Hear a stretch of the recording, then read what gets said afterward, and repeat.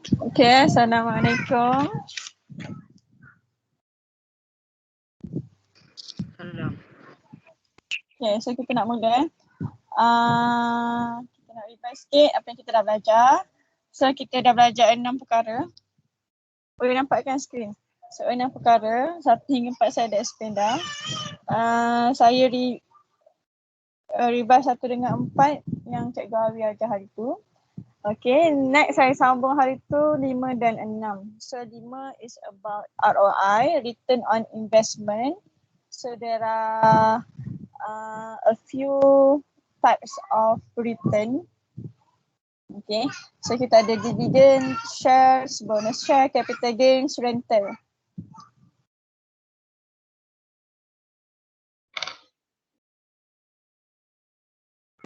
So ada a few types. So setiap investment kita ada return lah. Unit trust, shares and real estate. So setiap tu dia ada return dia masing-masing. Okay, and then number 6 kita belajar factors affect ROI on real estate. So yang ni kita kena ambil kira faktor-faktor yang kita nak tengok sebelum kita nak ada real estate. Okay, rumah kedai ke, rumah ke, nak buat jadi homestay. So kita kena tengok ekonomi macam mana, politik macam mana dan lokasi. Okay, so yang ni kita dah belajar. So hari ni kita nak sambung. Sambung yang hari tu.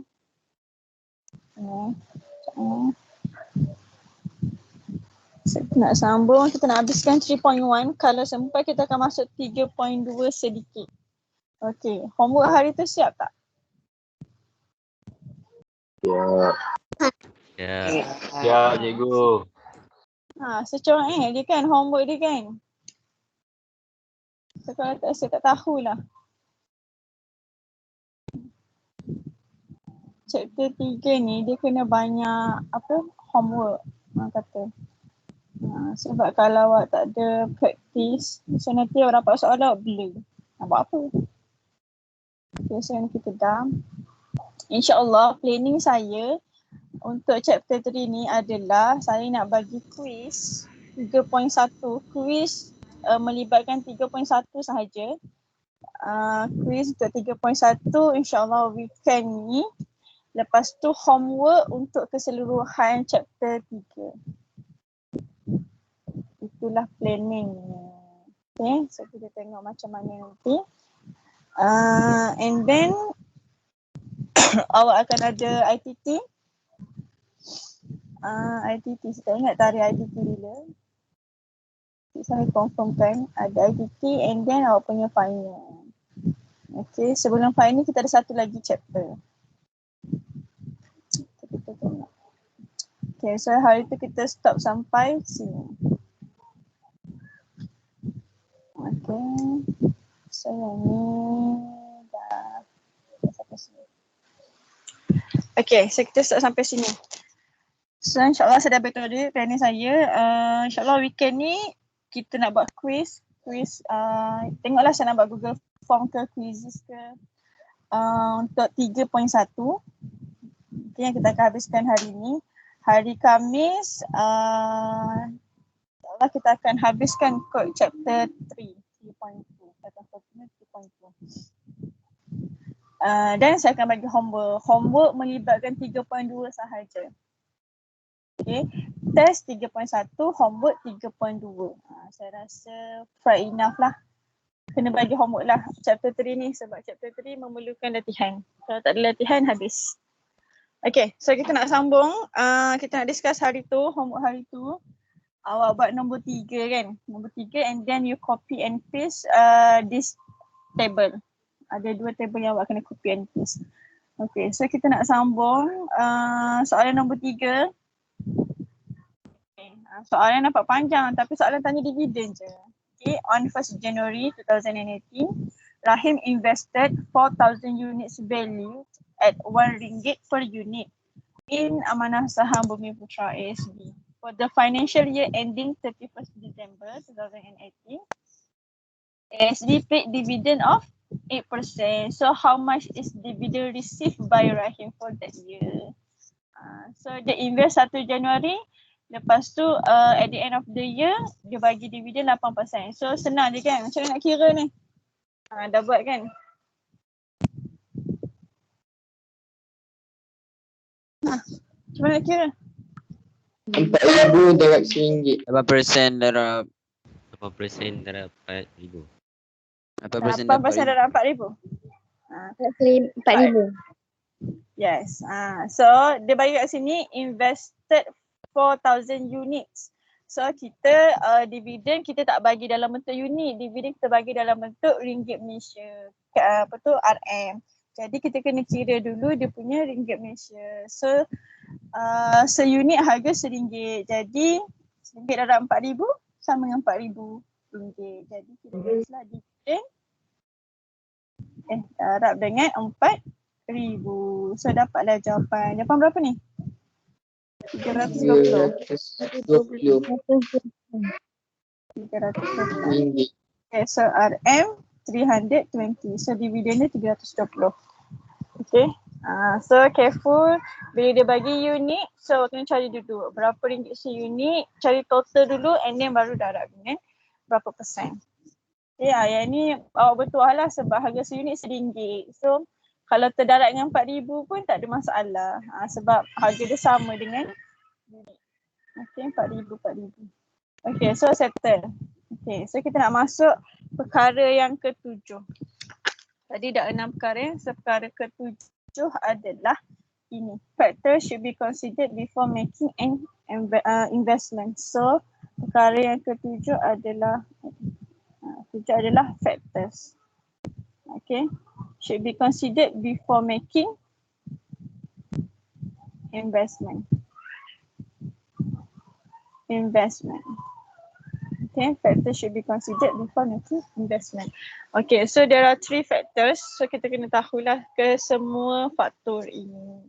So faktor yang pertama adalah potential investment risk. So kita kena tahu risiko. Okay, risiko setiap investment kita buat tu. Awak ada 3 jenis investment kan. Awak ada unit trust, shares dengan real estate. So setiap tu dah ada risk dia. Okay, and then level of returns, high or low. So tahap pulangan yang kita akan dapat tinggi ke rendah. Banyak tak duit kita dapat pulangan. Guys, kita tengok itulah. Liquidity aspect. Liquidity ni berapa cepat kita boleh dapatkan kita punya return tu dalam bentuk cash. So tahap kita nak dapatkan dalam bentuk cash tu berapa lama. Contoh, dah itu kita contoh So 3 benda ni kena tengok. Let's look at this table. Okay, saya rasa table ni dah cukup memadai untuk awak faham. Yang penting faham. Kalau faham, insyaAllah boleh jawab. Kalau hafal, dia agak susah lah. Yang penting faham setiap perkara. So dekat sini, dia tulis type of investment dia ada 5. Okay, dia masuk sekali dengan saving. Kenapa dia masuk sekali dengan saving? Sebab dalam saving pun ada juga sebenarnya kita punya investment. Nama dia saving, tapi dalam saving sebenarnya kita dapat juga return. Sebab dia ada interest. Ingat awak belajar interest dalam saving dengan fixed deposit account. Okay, so kita consider 5 perkara ni. Okay, yang 2 ni awak belajar type of saving, yang 3 ni adalah type of investment. So setiap 5 perkara ni kita kena tengok each. Kita kena tengok risk, return dengan liquidity. So kita pergi pada risk dulu. Okay, risk dulu. So untuk saving dengan fixed deposit account, risk dia free, dia tak ada risiko langsung. Agak-agak kenapa tak ada risiko langsung? Dia menyimpan, dia tak melabur. Dia menyimpan, dia tak melabur. Habis kalau bank terbakar macam mana? Takkan tak ada risiko untuk dia punya saving? Dapat balik duit tapi Macam mana tak? dapat balik duit tapi Dapat bagi duit. Siapa nak bagi duit kat dia? bank. Good. Betul tu. Risiko dia free. Kita letak duit kita dalam bank. Kita saving ke, buat deposit account ke, kita letak dalam bank. So apa-apa jadi, bank yang akan bertanggungjawab. So bank tetap akan bagi balik duit kita. Okay, sebab tu risiko dia free. Okay, kalau untuk company shares, risiko dia tinggi, high. Kenapa risiko dia tinggi agak-agak? Kalau syarikat tu Syarikat tu. Kalau syarikat tu tak untung. Betul. rugi. So kalau syarikat tu rugi, habislah langsung. Kerugian. Yes, habis, bankrupt terus. Dan orang yang melabur pada syarikat tu pun tak ada dapat apa-apa. Itu baru kisah untung rugi. Belum lagi pasal mengkhianati. Wow. Kadang-kadang shareholder pun dia khianat antara sama sendiri kan. So risiko dia sangat tinggi. Okay, real estate moderate. Moderate ni sederhana. Dia boleh jadi tinggi, boleh jadi rendah. Sederhana. Kenapa agak-agak real estate ni moderate?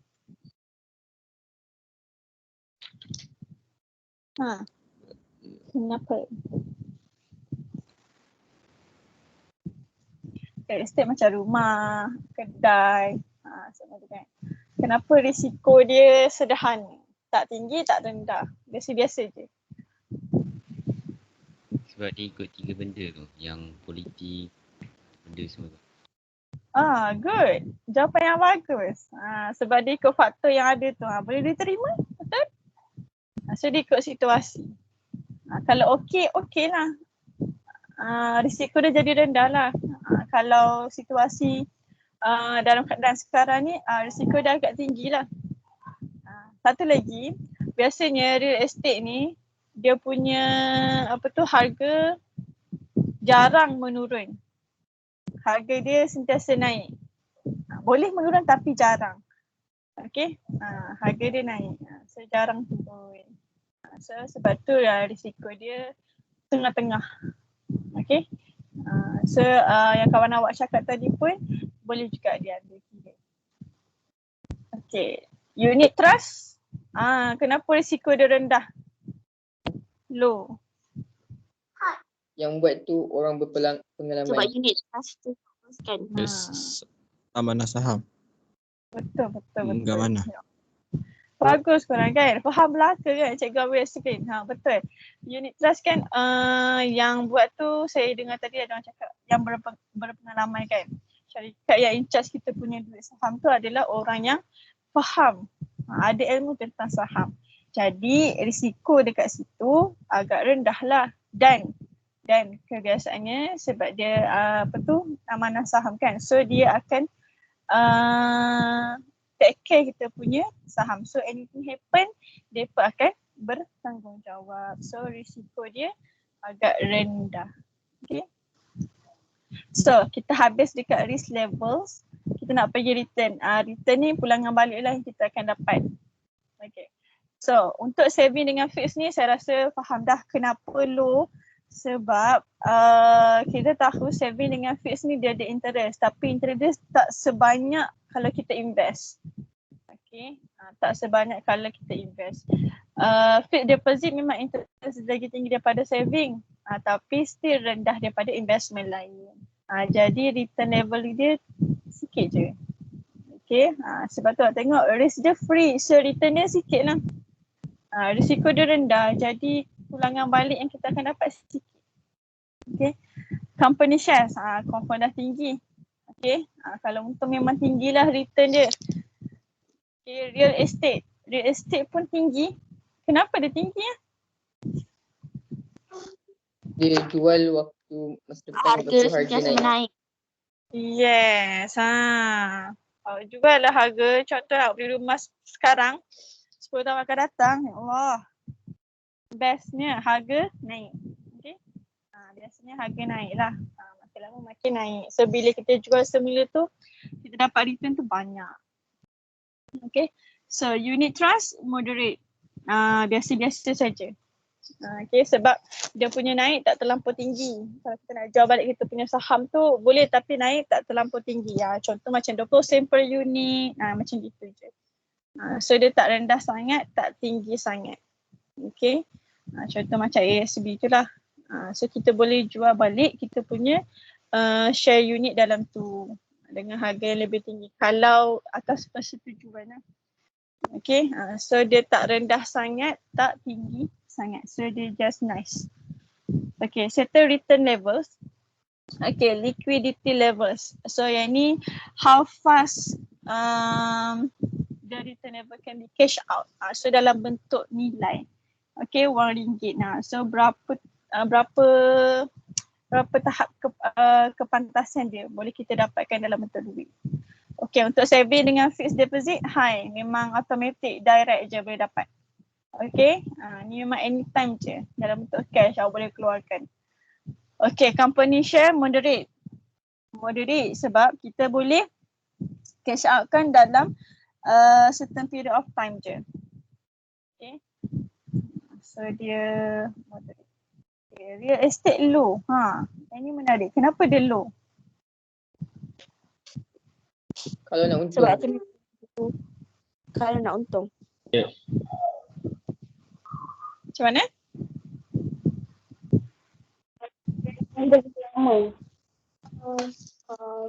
Kalau Kena tunggu kalau lama dia jual kalau nak dapat je. Ya.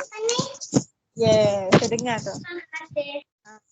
Dia agak lambat sebab dia kena tunggu dia jual tu baru dia dapat. Okay, tak semestinya kita beli tu bila kita jual terus ada orang nak beli, tak ada. Okay, dia kena tunggu. So dia kena macam rumah ke kedai ke apa, it's hard to sell. Okay. Kalau rezeki dia beli terus jual tu terus dapat, okey lah. Tapi mostly proses dia makan masa. Okay, so dia tak secara pantas on the spot dapat dalam bentuk cash lah. So that's why kat real estate tahap nak cash out tu dia agak lambat. Okay, dia kena tunggu jual dulu, dia kena tunggu ada orang sewa. Okay, so dia low, liquidity level jadi low.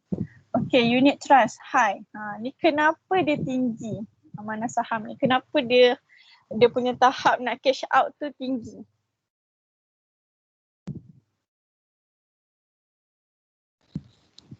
Sebab tak kisah bila-bila nak keluarkan. Yes, macam pernah melabur je. So dia tak kisah betul. Okay, mari saya cerita situasi dia. Contoh yang saya pernah saya pernah buat lah. Contoh saya ada ASB kan.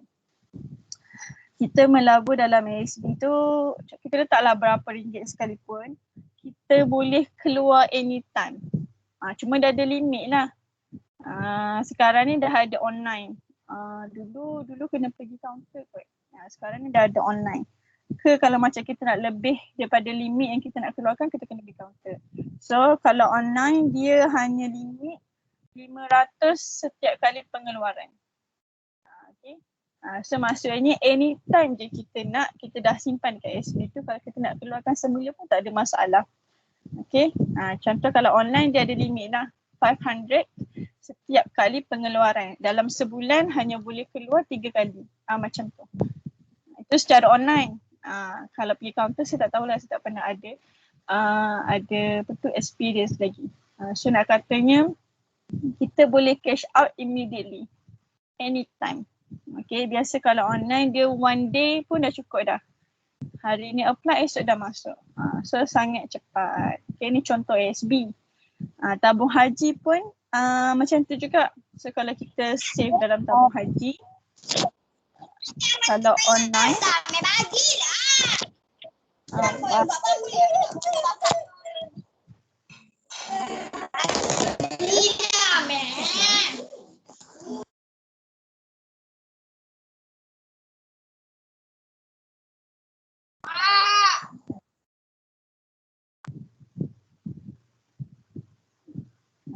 sama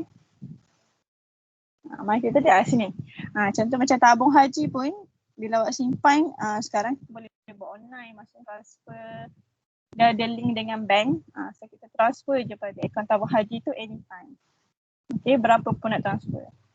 And then dia pun boleh cash out immediately juga. Contoh kita nak guna balik duit dalam tabung haji tu boleh juga kita cash out. Okay, so tu contoh. Okay, faham tak yang ni? Soalan nak faham belaka kan? Senang je kan? So kalau kita faham sebenarnya table ni tak perlu nak hafal pun. So yang penting faham.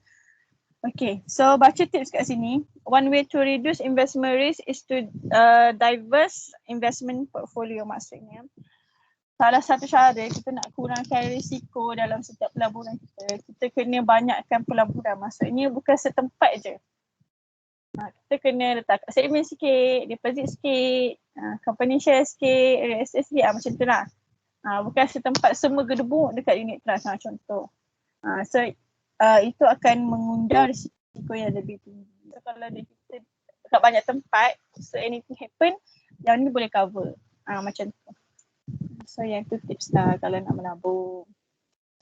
Okay, so mind test 3.1D. So kita buat Okay, first explain the relationship between risk and return on investment. Okay, so dia nak hubungan antara risk dengan return on investment. So, apa kena-mengena risk dengan ROI, kita punya return, risk dengan return. So kalau kita tengok table ni, tengok bahagian risk dengan return. Kalau risk free, return kita low. Kalau risk high, return kita pun high. Kalau moderate, high ataupun moderate. Kalau low, moderate. So apa kena mengena kat sini kalau kita boleh kaitkan? Siapa boleh buat Makin tinggi hipotesis kat sini? risiko, Makin tinggi return bilangan. level. ROI. Betul? Betul? The higher the risk, the higher the return. Ataupun saya buat short form ROI. So ya Allah, bagus. Makin tinggi risk, mestilah makin tinggi dia punya return kan. Sebab tu kalau kita nak high return, kita kena berani mengambil risiko lah. Okay, so saya atas soalan nombor 1. Mudah je. Okay, nombor 2. The potential risk of saving in a bank is zero compared to investment. Explain this statement. Kenapa tadi risiko dia rendah? Kenapa risiko dia kosong? Risk free. Why? Bank bertanggungjawab. Yes. Bank is responsible. Betul. Bank guarantee ke, responsible ke, responsible pun boleh. Responsible to our saving. Okay, boleh. Buat ayat awak. Okay, so anything happen, bank akan bertanggungjawab. So kita buat sini asalkan maksud dia sampai. Okay, settle. Nombor 3, why do unit trust have a high liquidity level? Kenapa unit trust ada high liquidity level tadi? Kenapa? Kenapa tahap liquid dia tinggi? Boleh claim bila? Yes. Yes, betul. Can be cash out. Can be used. Can be straight out anytime. Okay. Senang je kan? Okay. Next, real estate has a moderate potential risk. Explain. Kenapa dia ada moderate potential risk? Kenapa risiko dia tengah-tengah, sederhana saja. Tak rendah sangat, tak tinggi sangat. Kenapa? Sebab dia bergantung kepada tiga faktor. Betul. So dia bergantung kepada faktor yang tiga tadi. It depends on location, political and economic situation. Ada lagi reason lain?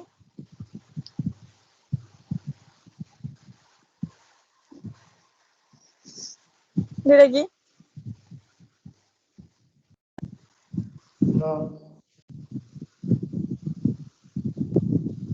Apa lagi reason dia? Kita tahu real estate ni harga dia sentiasa naik, jarang turun. So itu juga boleh katakan moderate potential risk. Price increases but rarely falls. Okay. So harga naik, jarang turun. So itu juga boleh ni lah, menjadikan dia risk dia hanyalah sederhana. Okay, soalan nombor 5. Okay, yang ni Encik Osman set up a homestay on the lot of land purchased at 250,000. The overall cost of setting up this homestay is 500,000. What type of investment was made by Encik Osman? So apa jenis investment yang dia buat kat sini? Real estate. Rental. Real estate. Real estate kan? So jawapan awak sama ada unit trust, shares ataupun real estate. So ini adalah real estate. Okay, B, state the potential risk, return and liquidity of investment made by Encik Osman. So real estate risk dia apa? Moderate. Moderate. Moderate. Return, High. High. liquidity level. Low. Okay, settle. Okay, sabarlah, potential risk moderate, return level high, liquidity level low. Okay, settle. Okay, in your opinion, was the investment made by Encik Osman a wise move? Adakah langkah yang bijak bagi awak? Dia pandangan awak, so bila pandangan awak, jawapan tak ada yang salah. Melainkan kalau awak punya justification tu tak orang kata tak kukuh. So boleh jadi jawapan dia salah. Okay. So awak bagi je opinion awak dan awak berikan reason yang kukuh. So saya nak dengar satu dua opinion yang ada. Okay. Agak-agak wise or not? Wise. Adakah langkah yang bijak? Wise. Wise. Okay. Justify. Kenapa dia wise? Bantu saya. Return dia high. Apa? Return high. Okay. High return. Boleh? Lagi ada reason lain?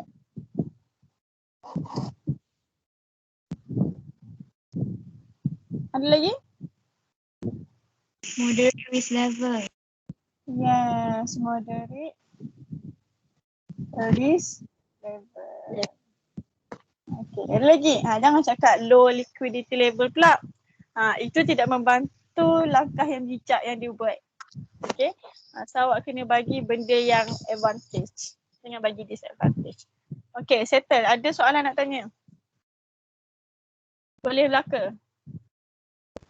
Boleh. Boleh. Senang je kan? Sebenarnya ni ikut logik je. Okay, so settle. Okay, kita nak masuk bahagian yang yang ke-7. Yang ni yang terakhir sebelum kita habis 3.1. So bahagian yang ke-8. Okay, yang ke-8. So yang ke-8 adalah cost averaging strategy. Nampak susah? Sebenarnya tak. Okay, nampak tak? Nama dia strategi. Maksudnya dia membawa kepada kebaikan. Okay. Cost averaging. Average, purata. Okay, boleh baca lah ni. Banyak ni dia cakap kat sini kan. So, apa itu cost averaging strategy? It's a technique. Okay. Salah satu teknik yang biasa digunakan pakai oleh investor. Commonly practiced by investor yang invest dengan fixed amount for a certain period. Certain period ni dia ikutlah. Dia nak invest monthly ke, dia nak invest 2 bulan sekali ke, 4 bulan sekali ke, ikut dia. Okay. So bergantung. Biasa kita invest lump sum kan, tapi bila kita apply cost averaging strategy ni, kita tak invest lump sum. Okay, kita invest mungkin 3 bulan sekali invest, 3 bulan sekali lagi invest, macam tu. Okay, itu adalah cost averaging strategy. Okay, so kita purchase shares, kita nak membeli saham tapi bukan secara lamsam. Okay, kita membeli saham mungkin monthly, 2 bulan sekali, 5 bulan sekali, ya mungkin begitu. Dia bukan secara habis terus. Kalau kita ada 2,000, kita nak beli 2,000 tu terus nak beli berapa dapat kita punya share unit tu. Terus beli, habiskan 2,000 tu tak. So yang ini kita beli sikit. So dia akan jadi, nanti awak akan tengok apa dia punya advantage. Kita buat pengiraan. Okay, contoh dekat sini. Okay, contoh dekat sini kita ada Puan Hasniza. Okay, Puan Hasniza dia ada 12,000, has 12,000 ringgit. Lepas tu dia beli shares lump sum. Okay, lump sum dia beli dekat company Sempurna. Okay, harga satu unit share tu adalah RM2. So dekat sini bila dia beli lump sum, automatik kita boleh dapat berapa unit dia boleh dapat dengan 12,000. So kalau harga satu unit RM2,000, jadi dia ada RM12,000. RM12,000. Berapa unit dia boleh dapat? Dia akan bahagi dengan RM2,000. Okay. So berapa unit? 6,000. 6,000. Dia akan dapat 6,000 unit. Yang ini kalau dia beli lump sum. Maksudnya 12,000 habis terus dia beli. So harga seunit RM2, jadi dia dapat 6,000 unit je dia punya share. Okay. Next, kalau dia guna cost averaging strategy. Okay. Sekarang ni contoh yang dia bagi cost averaging strategy on a monthly basis. Maksudnya setiap bulan. Setiap bulan. Jadi setahun ada berapa bulan? 12. 12. Setahun ada 12 bulan kan. 1 year kita ada 12 months. And then dia ada 12,000. Okay. Jadi sebulan dia nak spend berapa? 1,000. 1,000. Bahagilah dengan 12 bulan. So sebulan dia akan spend 1,000. Okay. Setiap bulan dia akan spend 1,000 untuk beli saham. Okay. So ni. So Januari, Disember semua 1,000, total up sama juga 12,000. Okay, let's say lah harga saham ni dia ada naik turun kan. So naik turun. Contoh, ini contoh dia bagi Dia bagi contoh harga setiap bulan. Okay, pada bulan Januari harga seunit RM2. Pada bulan Februari RM1.8 and so on. Kadang-kadang naik, nampak ni. Oktober RM2.2. November RM2.30. So kadang-kadang naik, kadang turun. So ni harga secara yang dia bagilah, ikut jadual lah company tu bagi. Okay. So let's say bulan Januari harga dia RM2. So berapa banyak unit dia boleh dapat? So macam mana nak kira? 1,000 bahagi dengan RM2. So dapatlah 500 unit untuk bulan Januari. Bulan Februari harga dia RM1.8. So sama jugalah, 1,000 bagi RM1.8 dapatlah 555 unit. Dia kiralah sampai habis. Lepas tu dia total up. At the end of the year dia total up, dia dapat 6,741 unit. Compared tu kita beli lump sum tadi. Lump sum tadi 6,000. Kalau dia buat guna cost averaging strategy, dia dapat 6,741. Mana lagi untung? Cost averaging strategy. Yes. Bila dia buat guna cost averaging strategy lebih untung. Tengok lebihan unit dia lagi banyak. Ini baru kira lebihan unit. Kita compare pula dia punya average harga cost per unit. Okay, average cost per unit. Maksudnya satu unit berapa. Kalau 6,000 unit tadi, kita dapat memang harga dia RM2 per unit. Okay. Kalau yang ini guna cost averaging ni, so kita kena kira lah. Okay, total up tadi berapa bahagi dengan jumlah unit kita ada. So kita ada 12,000. Okay, 12,000 dengan berapa unit kita dapat tadi. So 12,000 bahagi 6,741. Kita dapat harga seunit sebenarnya secara purata adalah RM1.78. So jimat banyak dekat situ. Okay. Daripada RM2 kita boleh jimat lah dalam 22 sen macam tu. 22 sen seunit. Nampak macam sikit tapi kalau awak beli 5,000 unit sedarat dengan 5,000.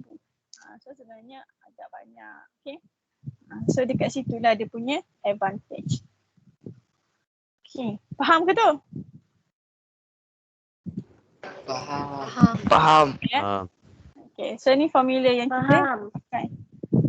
Okay. Nak kira average cost investment bahagi dengan number of share units on. Okay. Dapatlah cost per unit. Okay. So bahagi kita punya total investment bahagi dengan berapa unit kita boleh dapat. Kalau kita kena cost averaging. Okay. So kita dapat macam ni. So ni formula. Okay. Kita buat contoh soalan. Ya ni example. Example ni nanti awak tengok sendiri ya. Example ni. Sikit. Kita pergi kepada soalan. Mana soalan? Okay, soalan nombor 2. Okay, Mintas 3.1e. Okay, kita jawab ni dulu. Okay, kita jawab soalan A dan B. Okay, Mintas 3.1e, question number 2. Okay, dia bagi investor 1, Mr. Derek invested a lump sum of 24,000 to purchase wawasan shares at RM2 per share unit. Maksudnya harga satu unit adalah RM2. Okay, jadi dia nak invest lump sum.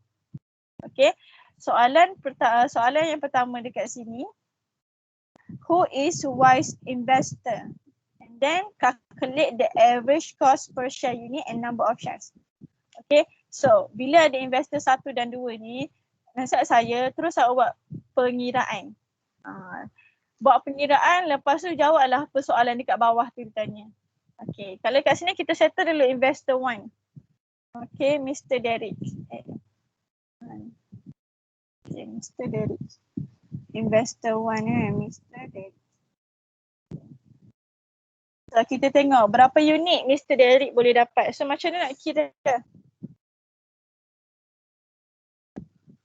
24,000 bahagi 2 ringgit. Yes, bahagi je kan. So dia ada 24,000 divide RM2. So dapat berapa kat sini? 12,000. 12,000 unit. Okay, so saham dia ada 12,000 unit saham. Okay, investor 2.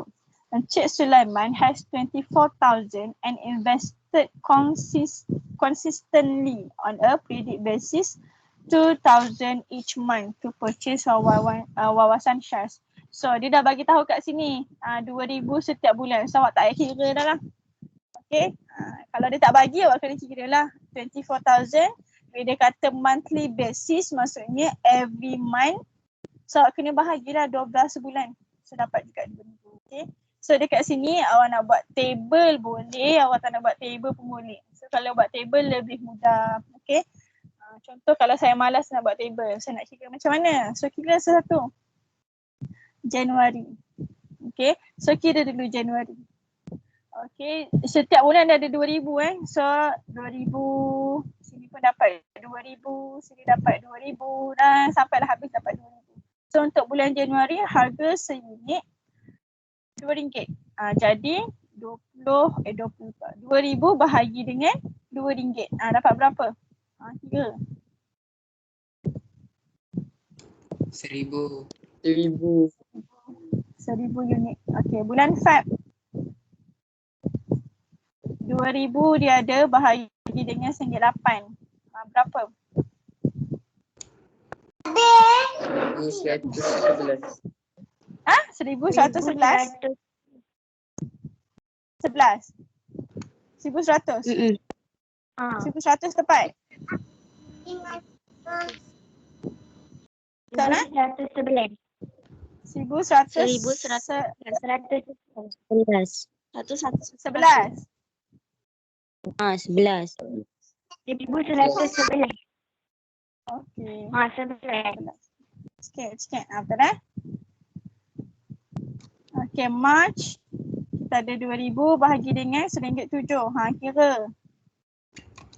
1176. 1176. 176. 176. April. So, kita ada 2000 bahagi dengan RM1.06. Berapa? 1250. 250. 50 unit. 1000. No. Mei.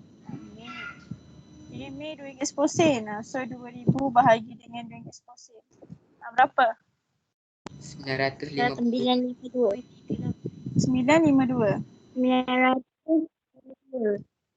52 Lepas tu Jun. Ha. Okay, Jun bagi dengan RM1.50. 1333. 333. Oh, 1103. okay. So 2000 Julai pula bahagi dengan RM2.20. Kira 909. 909. memang dapat tepat kan? 2000 bahagi dengan RM2. Yang ni saya kira apa? 1000 unit. Okay. Ogos, September sama. September pun dapat juga 1000 unit. Sikit. Okay. Lepas tu Oktober RM1.06. Panjangnya. Oktober, Oktober RM1.06. So 2000 bahagi dengan RM1.06. Berapa? 1250. 1250 unit. Okey. Nak habis dah. November RM1.07. Berapa? 1176. 276. 1176. Okey. So Disember last kali 2000 bahagi dengan RM1.08. Berapa? 1111. 1111. 1100. Okey. So cukup lah berapa unit semua kan? Okey. So sekarang total lah berapa unit semuanya daripada bulan Januari sampai Disember. Okey dah semua. 1000 campur dengan 1111 sampailah bawah tu. Cik dia.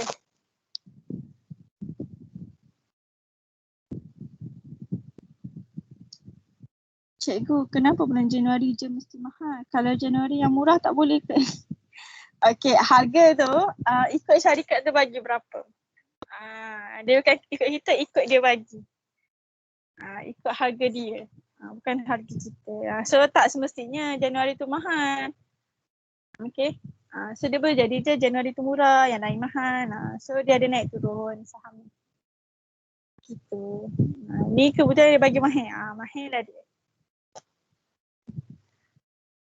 Okey, berapa semua jumlah unit? 13268. 268. 268. So total unit dia 68. 13268 So total unit 13268. Cikgu kalau ada perpuluhan. Kalau ada perpuluhan, bagus juga soalan ni. Contoh awak dapat macam ni. Okey. 1530.67 unit. Unit ni bilangan tau. Bilangan tak boleh perpuluhan. Jadi nak ambil berapa? 1530. 1531. Yes, good. 1530. Kenapa tak boleh ambil 1531? Sebab kita tak cukup untuk membeli satu lagi unit tu. Okey. Yang kita cukup membeli dengan 2000 tu hanyalah 1530. So kita akan ambil whole number yang dekat depan sahaja. Okey, kalau ada perpuluhan. So 1530. Awak jangan round off. Sebab duit awak cukup hanya beli full 1530 unit sahaja. Okey, itu kalau ada perpuluhan. So kita back to this month. So dapat 13,268 unit. So sekarang kita nak compare. Okay. Kalau Derek tadi, Mr. Derek dia dapat 12,000 unit. Kalau Encik Sulaiman tadi,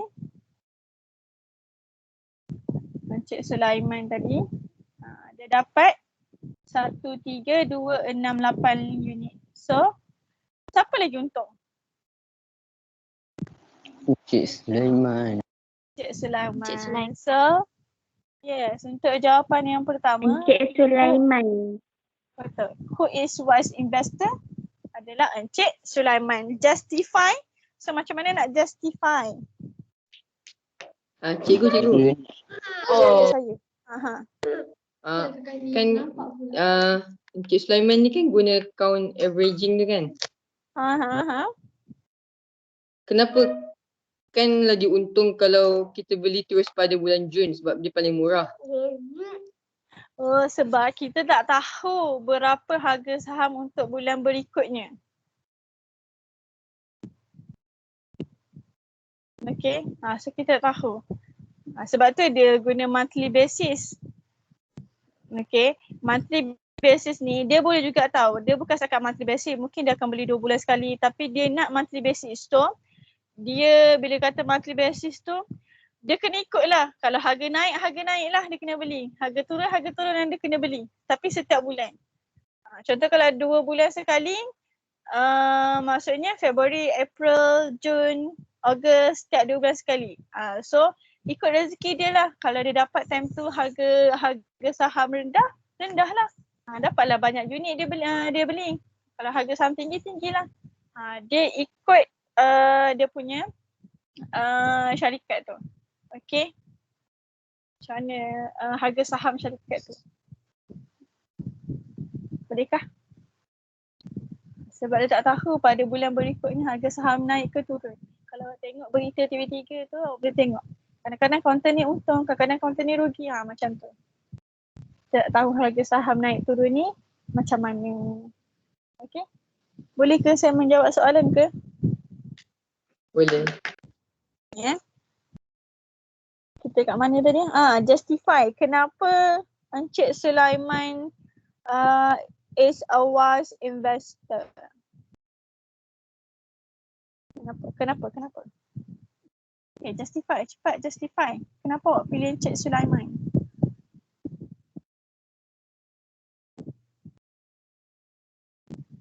Okay, cepat saya nak dengar reason awak. Kenapa awak pilih Encik Sulaiman? Uses the same amount of money to purchase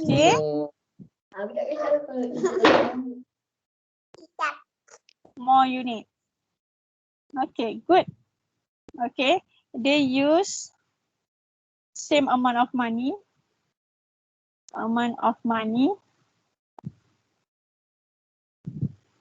to purchase more unit share. Okay, good. So itu dah punya justification. Okay, dia guna duit yang sama tapi dia lebih banyak beli saham. Okay, so betul lah tu. Settle. Okay, B, calculate the average cost per share unit and the number of shares owned by Encik Sulaiman. So pertama dia nak average cost, maksudnya kos purata untuk satu unit. Okay, so kita kena kira lagi. Lepas tu number of shares owned by Encik Sulaiman. So inilah yang kita dah buat tadi ni. Daripada Jan sampai Disember ni. So benda ni lah yang awak kena buat. Okay, so saya kata buat dulu. And then dia bagilah soalan apa saja kita boleh jawab. Okay, so kita boleh jawab average cost. Nak juga sempit kat situ kan. Sekejap, saya buat kat bawah. Okay, so average cost. Okay, saya jawab soalan B. So average cost.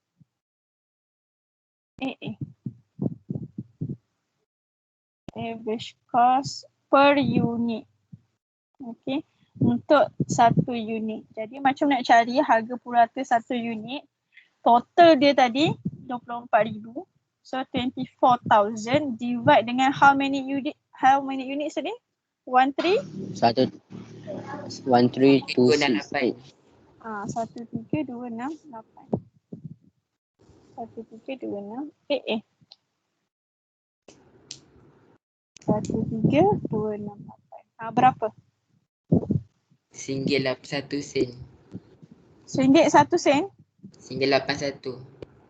RM1.81. So inilah harga cost, average cost per unit. So harga seunit RM1.81. Okay, the GMAT 19 sen kat situ. So ni part yang pertama, average cost. Soalan kedua number of shares owned. So ni number of shares owned. So just copy and paste je lah. Berapa yang dia dapat? 13268 units. Cikgu, Ya, saya. contoh kalau saham dia dah habis jual waktu Julai, dia habiskan duit dia waktu Julai lah cikgu. Saham dia dah habis jual waktu Julai. Maksudnya macam mana tu? Makan. Saham kan ada limit dia kan, kalau saham tu dah habis jual. Dah habis jual. Dia jual kepada siapa? Maksudnya? Yang ni dia nak beli saham. So dia beli saham based on berapa banyak duit dia ada lah. Maksudnya dia nak jual semula ke? Bukan, kalau waktu nak beli saham tu dah Dah habis jual saham. Saham dah habis jual. Macam mana tu?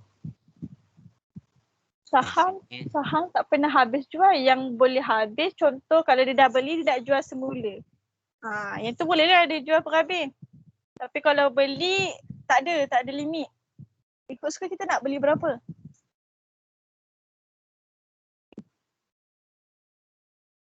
Faham ke tu? faham cikgu. Okey ke tu? Yang ni kita boleh beli berapa banyak kita nak beli. Ikut suka kita berapa banyak kita nak beli saham. Okey, berapa banyak kita nak invest ikut suka kita. Nak invest banyak boleh, kita nak invest sikit pun boleh. So dia tak akan pernah habis. Contoh macam saya nak invest dekat mana saham kan. So ikut saya lah berapa unit saya nak beli. So dia tak ada masalah pun dengan kehabisan saham, tak ada. Melainkan kalau kita dah tak nak invest and then kita nak jual semula. So kita boleh jual lah sampai habis, kita boleh jual and then dah habislah saham kita.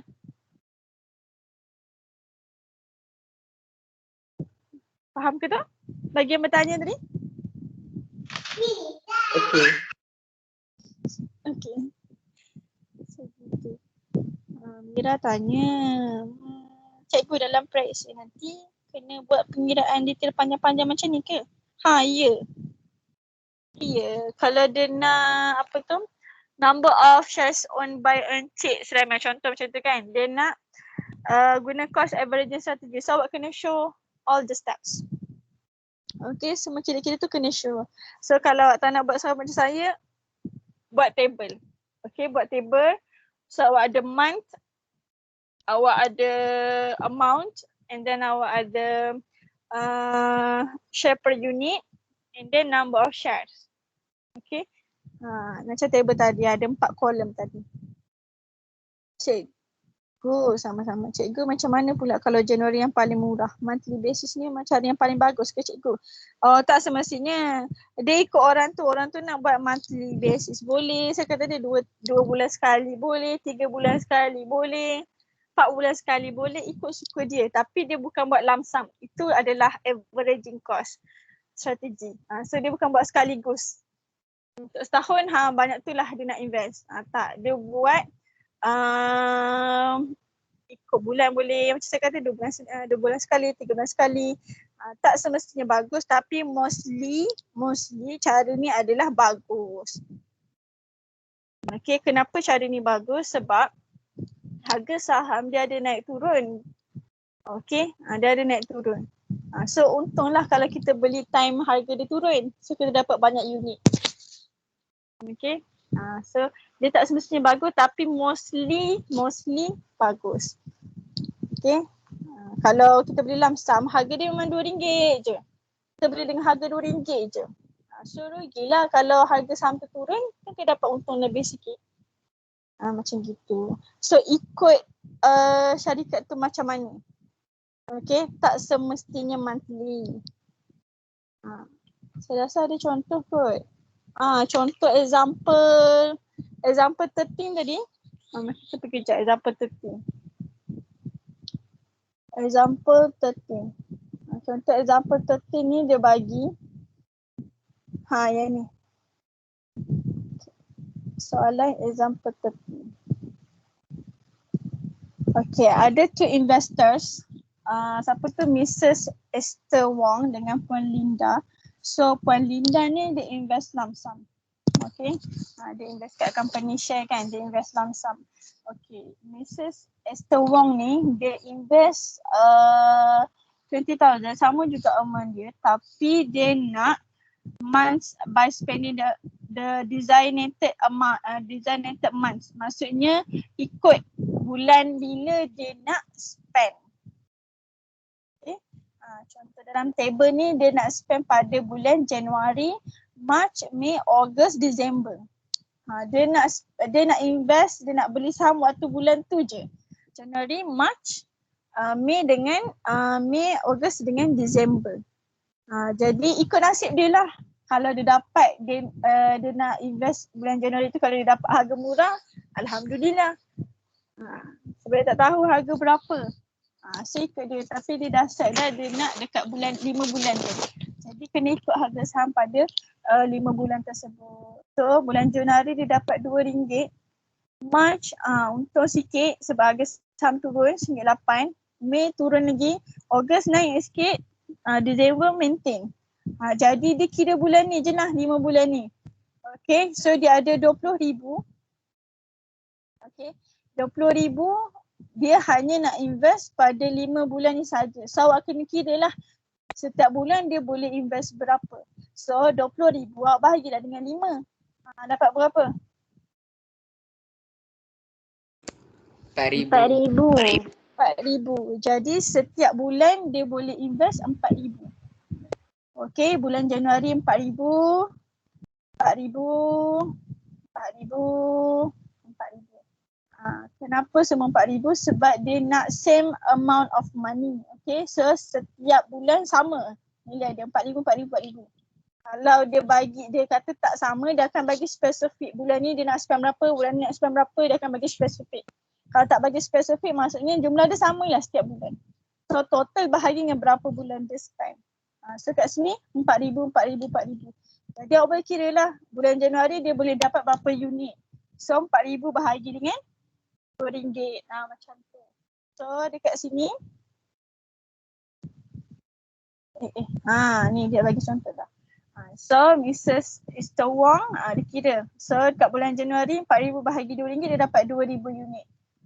Okay, bulan Mac dapat 2,222 unit. And so on. So the total up dia dapat 10,626 units. Compared tu dengan Puan Linda dia buat lump sum. So 20,000 bahagi terus RM2. So dia dapat 10,000 je. So beza 626 unit dekat sini. Okay. So dia ikut company tu. Company tu punya harga saham. Dia bukan ikut kita. Kita nak invest dekat dia, so kita kena ikut dia lah. Jadi dia akan keluarkan harga saham bulan ni berapa seunit. Okay. So dia akan bagi table. Okay. So dia kat situ lah Mostly cost averaging strategy ni dia membantu lah. Okay. Saya bagi soalan. Awak baca ni kejap. Saya baca soalan kawan-kawan awak ni. Cikgu, jadi kalau kita nak jual saham lagi bagus kalau harga tengah naik kan cikgu? Ya Allah. Ini otak business minded ni. Betul. Kalau kita nak jual saham lagi bagus waktu harga saham tengah naik ya. Dapatlah banyak. Awak beli dia macam kita beli emas kan? Dia macam kita beli emas. Kita beli emas time murah. Kita nak jual balik time emas tengah mahal. Macam itulah saham. Okay, macam itulah perumpamaannya. So awak beli time murah. Lepas tu nak jual semula, time mahal. Okey.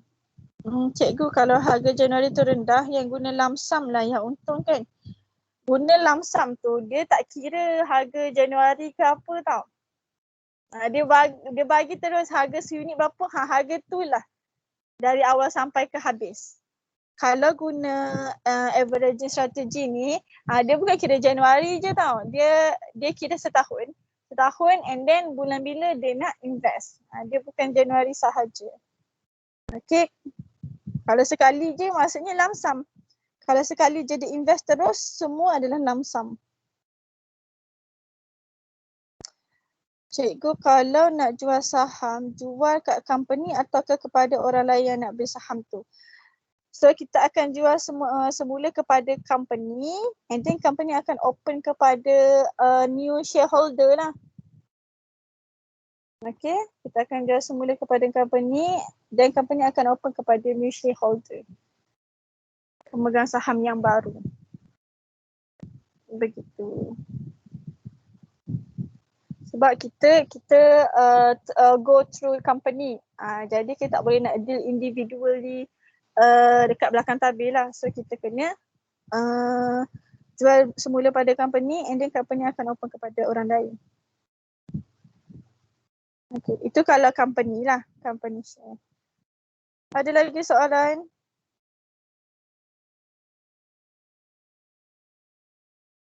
Boleh nak?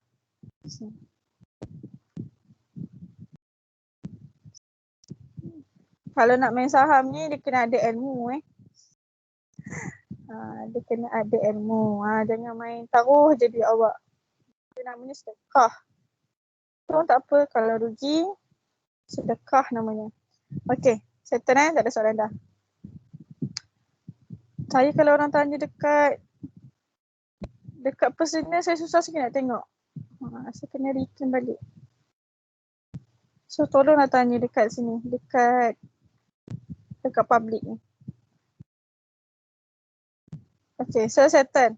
Tak ada soalan bahagian ni. So kita tengok advantage, cost, averaging strategy.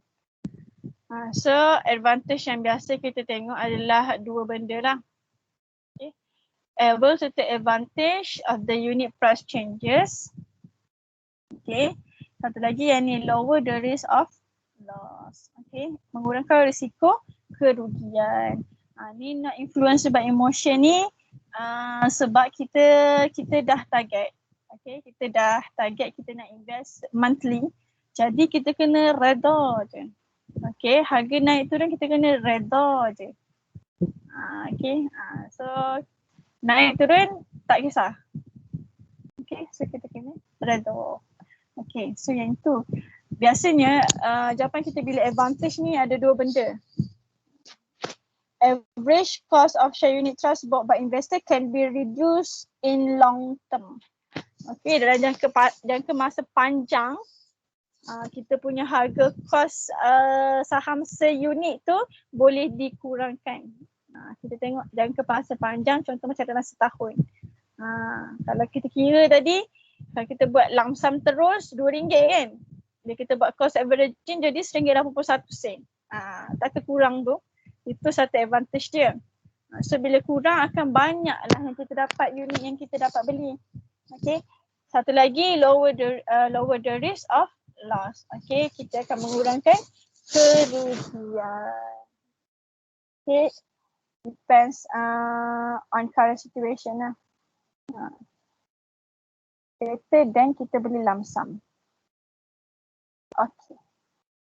Betul. Yang ni dah terjawab tadi lah. State the advantage of using cost averaging strategy. So boleh buat point pun boleh.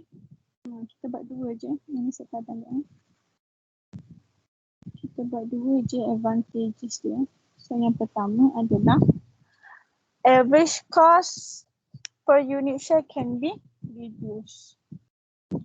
Average cost per unit share can be reduced. Okay, harga untuk seunit boleh dikurangkan. Okay. Satu lagi lower the risk tadi. Lower the risk of loss. Boleh kurangkan risiko kerugian. Okay, so dua advantages dia tadi. Cikgu, seseorang perlu beli saham semula pada tahun kedua ke cikgu, atau saham tahun lepas boleh diguna lagi? Kalau awak nak tambah saham lagi boleh. Saham yang kita dah beli, contoh untuk first year tu kita dah beli 6,000 unit kan. So saham tu masih ada untuk tahun kedua. Kalau tahun kedua nak tambah lagi saham boleh. Beli macam biasa, tambah lagi. Okay. Saham tu selagi awak tak jual, selagi itulah ada. Selagi itulah akan ada dia punya advantage dia. Okay. Biasa kita kira dividen lah. Ada dividen dia. Awak ingat awak punya return hari tu, return on investment ada dividen kan. So kalau saham tu selagi awak tak jual tu, selagi tu lah awak akan dapat dividen dia. Kalau in the next year awak nak tambah lagi saham, nak beli lagi saham, boleh tambah, nanti akan bertambah-tambah lah saham awak. So lagi banyak-banyak lah dividen yang awak akan dapat. Macam tu. Selagi awak tak jual, selagi tu lah ada. Okay, settle Ada soalan lagi? Sebelum kita nak habis, kita tinggal nak menyelesaikan masalah je. Okay, lepas tu habislah 3.1. Kalau sempat kita masuk sikit 3.2. 3.2 dah benda yang satu lagi perkara. Okay, so secara kami faham ke? Kami yang bertanya soalan tu? Okay, secara amnya dalam 3.1 ni kita ada 8 perkara tadi Cikgu, kalau kita bayar sekali saham tapi setiap tahun dapat dividen boleh ke? Kita bayar sekali saham, maksudnya lump sum lah. Macam beli lump sum lah tadi. Boleh. Biasanya saham dividen dia end of the year. End of the year. So masih sama. Biasanya tahap matang dia setahun. Okay, so end of the year dia akan keluarkan dividen berapa. So sama je.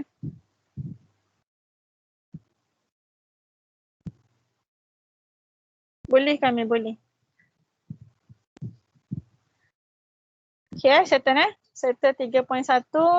Sekarang kita nak buat penyelesaian masalah involving saving dengan investment.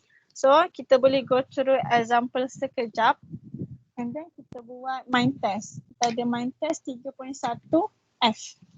Okay, so example 14. Mari kita tengok situation yang ada.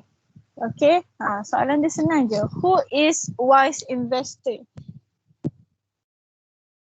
Okay, kamu tanya lagi. Kalau kita jual langsung saham tu nanti kita dapat dividen setiap tahun. Kalau kita dah jual saham, habislah, kita tak ada melabur apa-apa lah dekat dia sebenarnya. So kita akan dapatlah dividen dah. Kalau kita dah jual saham, habis. So kita sebenarnya kita tak ada dah pelaburan dekat company dia. So tak dapat apa-apa dah lah. Okay. Biasanya orang nak jual saham dia semula bila dia tak nak melabur dah.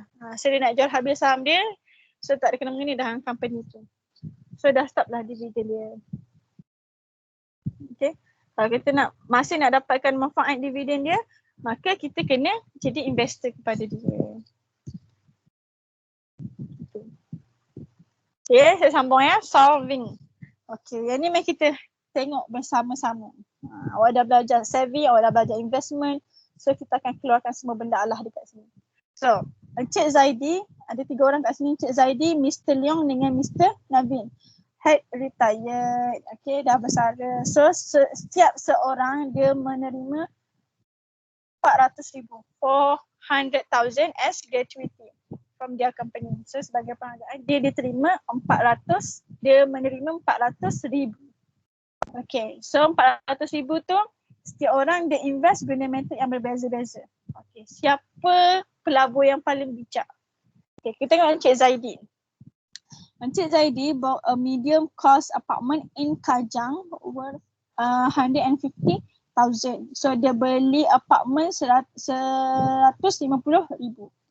Lepas tu dia receive rental 800 per month.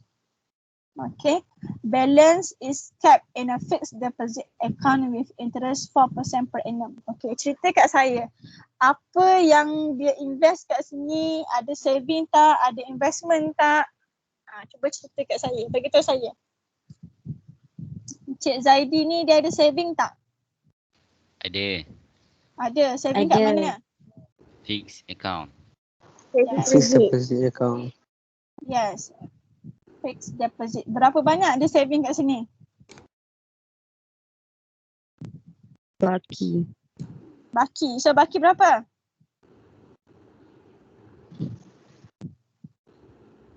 Baki berapa?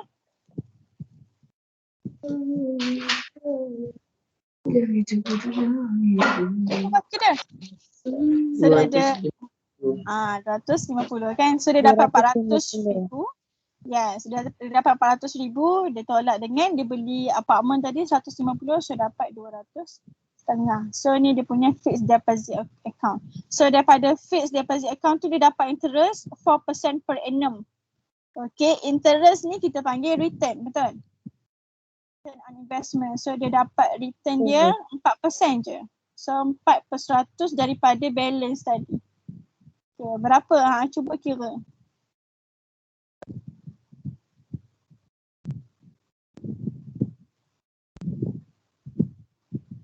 Cikgu. Berapa? Ya saya. Yang fixed dia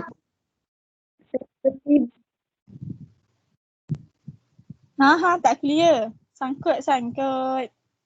2,000. yang fixed dia Fixed deposit. 400,000 tolak 150,000 kan? Betul?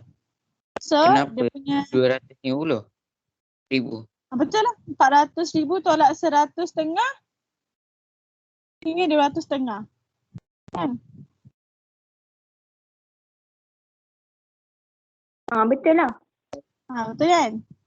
Dia dapat 400. Betul Kira betul Dia dapat 400,000, dia tolak dengan yang dia beli apartmen tadi 100,500, dapat 200,500. So daripada fixed deposit ni dia dapat interest 4%. So 4% out of 250 dapat 10,000. So yang ni dia dapat pulangan. Okay. So yang ni dia punya balance tadi dekat fix. Apa lagi dia buat kat sini? Dia beli apartmen 100,500. So apartmen tu kategori apa? Real. Investment. Apartmen kategori apa? Real estate. Maksudnya dia invest lah. Kan dia invest. Yes, dia invest dekat real estate. Okay, so dia ada saving dan dia invest. Okay, dia invest and then dia dapat rental of 800 per month. So maksudnya dia dapat lagi dia punya return rental. Rental 800 per month. So kalau 12 bulan dapat berapa? 9,600. 9,600. Okay. So kita nak compare siapa yang wise investor. Kita nak compare siapa yang wise investor. Kita kena ambil kira semua perkara. Kita ada 3 tadi. 3 factors yang kita nak kena ambil kira. Apa tadi? A risk, a return dengan liquidity.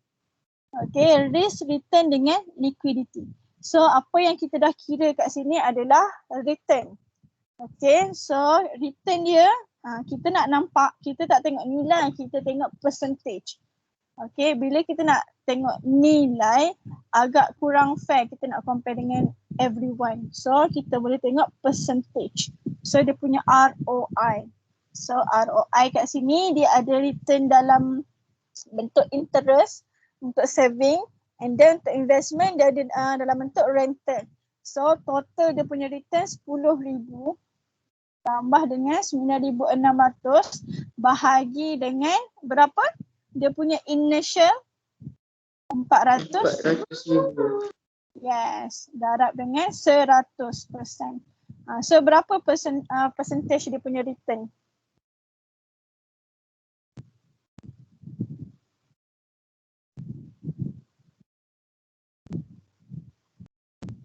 Berapa percentage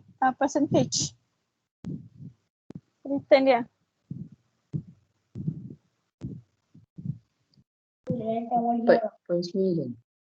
Yes, 4.9%. Okay, return yang dia dapat berdasarkan dia punya saving campur dengan dia punya investment adalah 4.9%. So itu cerita pasal return.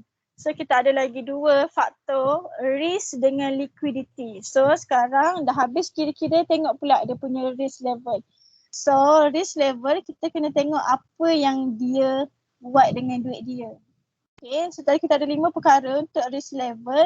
Kita ada saving, kita ada fixed deposit, company share, lepas tu kita ada real estate dengan satu lagi unit trust.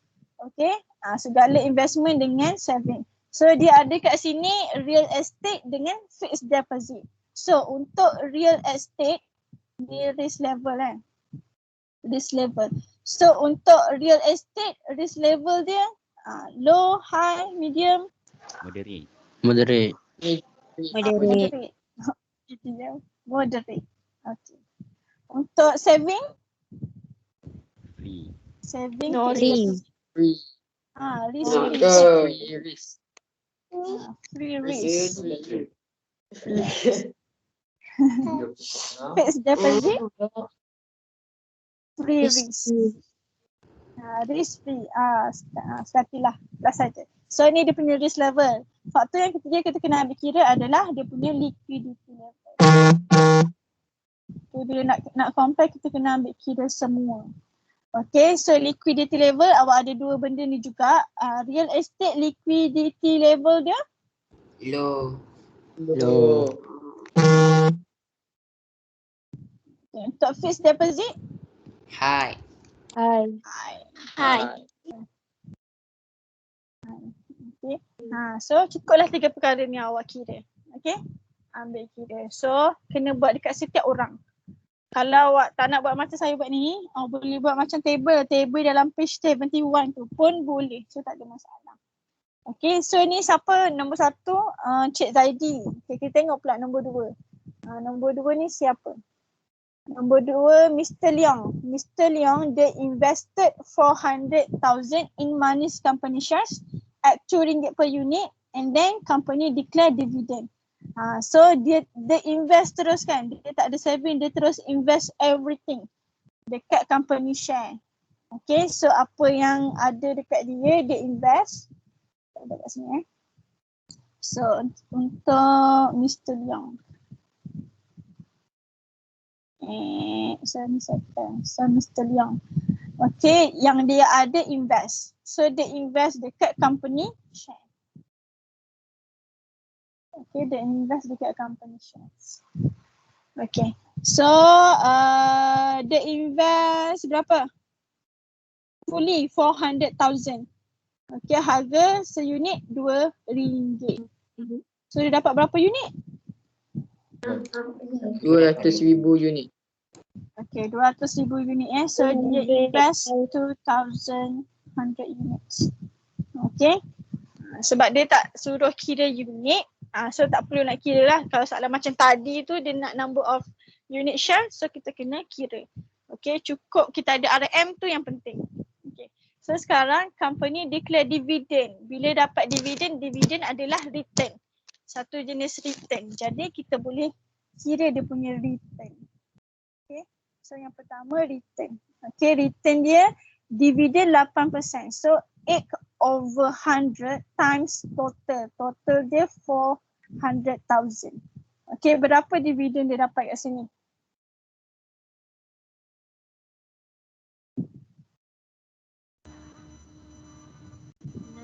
RM32,000. 32,000. Ni return yang dia dapat Okay, dah kira return, itu je lah yang dia dapat pun. Kira ROI.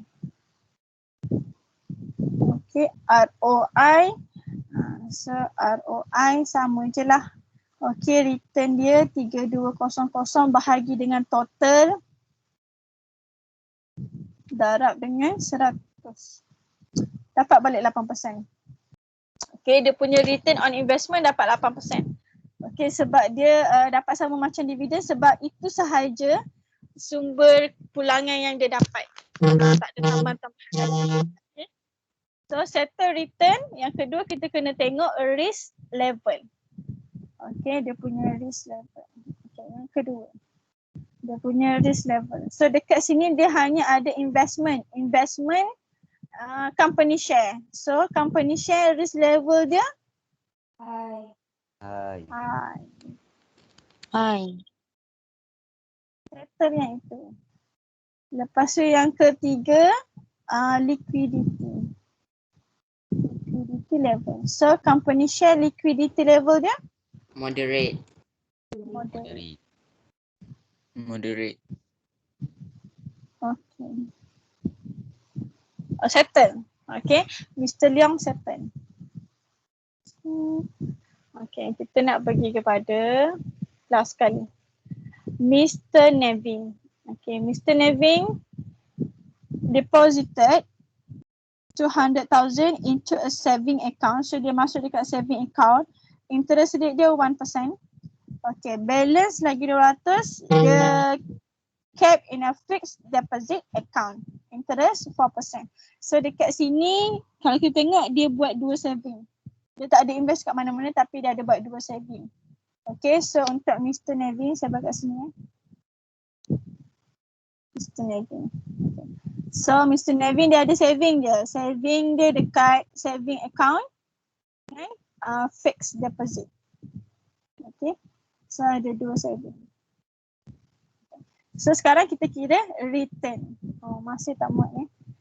Saya terpaksa buat dekat bawah ni. Okay, Mr. Nevin. Okay, sambil-sambil saya tulis ni awak boleh kira dia punya return. So dia ada saving dekat saving account dengan fixed deposit.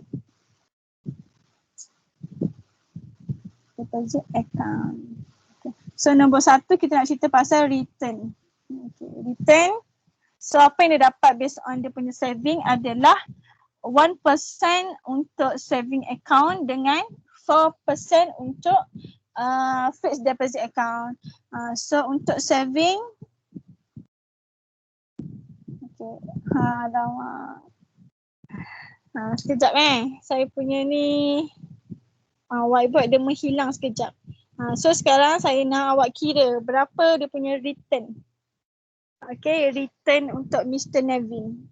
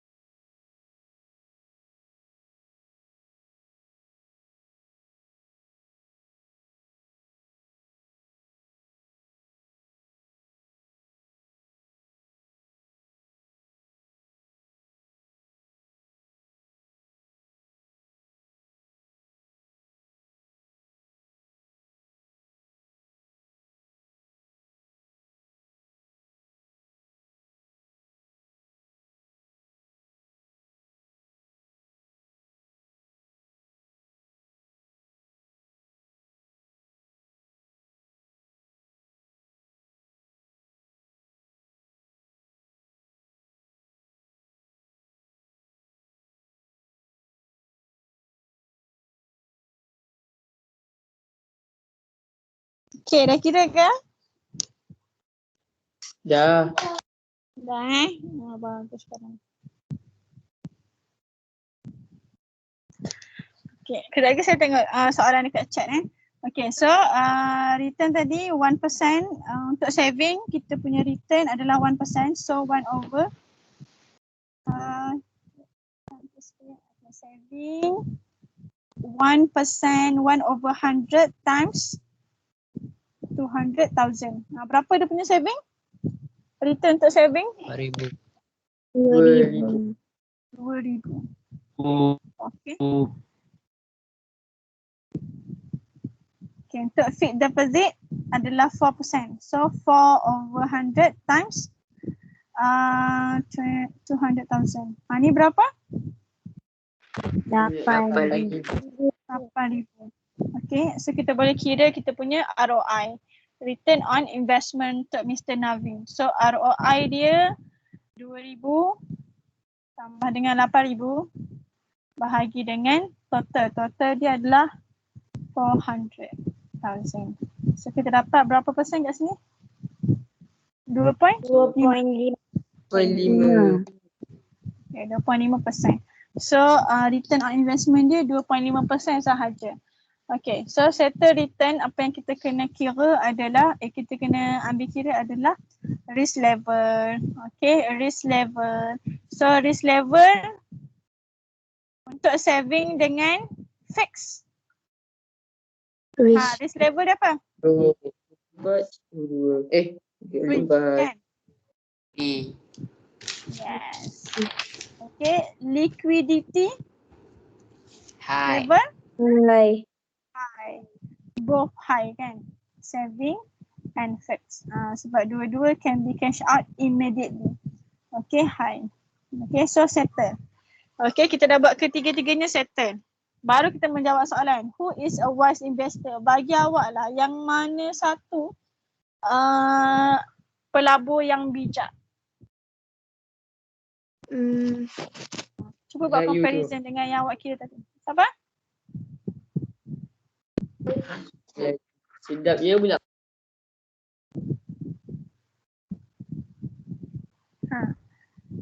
Kalau Cik Zaidi, Leong. Mr. Leong, ada yang cakap Mr. Leong, ada yang cakap Mr. Navi. Awak kena bagi reason kenapa awak pilih mereka. Okay, kalau kita tengok sini, Encik Zaidi, dia punya return on investment 4.9%. Leong 8%. Navin 2.5%. Kalau kita sebagai investor, apa yang kita akan tengok? Kalau awak melabur saham kan, melabur duit awak kan, awak akan tengok apa? Siapa nak rugi kan? Betul. Return. Siapa nak rugi? Dia semua nak untung kan? Jadi kita akan tengok return. So kalau tengok dekat sini, return kita yang paling tinggi adalah Mr. Leong. Leong. Yes, Mr. Leong. Jadi wise investor kita adalah Mr. Leong. Kenapa? Kita boleh cakap sebab return on investment dia tinggi. So kita akan select Mr. Leong. Okay, kenapa? Because return on investment dia tinggi.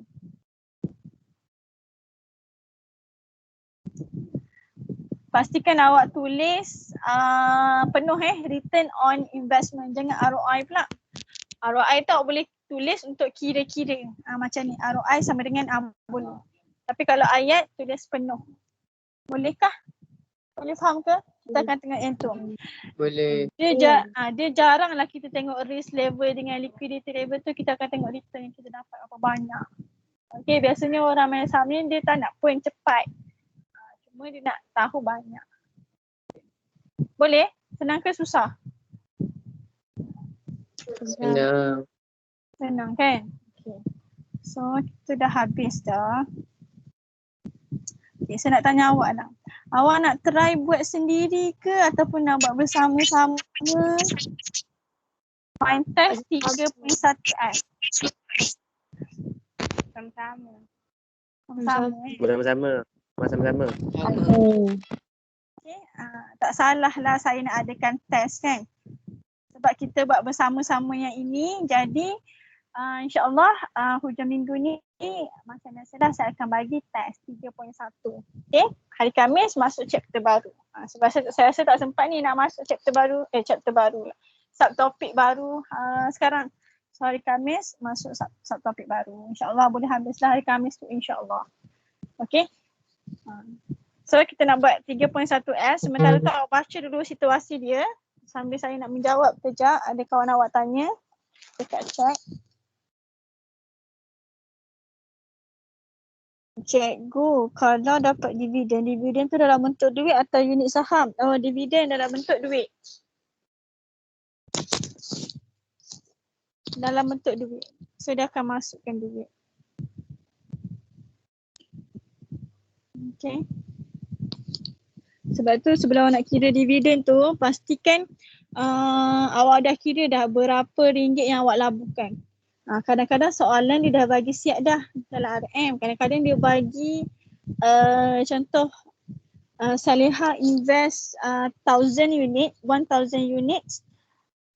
in company Yunus, contoh nama bapak saya kan, company Yunus. Harga seunit, price of a unit share is RM2. So awak kena kira dulu total sebenarnya awak invest berapa. So awak beli 1000, harga seunit RM2. Jadi 1000 dah RM2. So total yang awak invest adalah RM2000. Okay, so baru kira dividen daripada RM2000 tadi. So kalau 5% dividen, so 5 per 1 darab RM2000 tadi. Macam gitu. Cikgu boleh kan kalau mention nama dua orang tu? Kalau mention nama dua orang tu, mention nama siapa tu dua orang tu? Nadia, saya tak faham soalan awak. Mention nama siapa dua orang tu?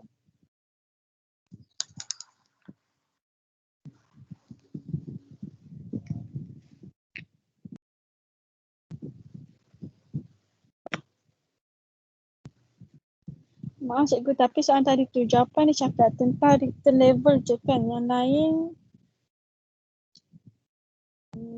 Cik Zaidi dengan Mr. Leong.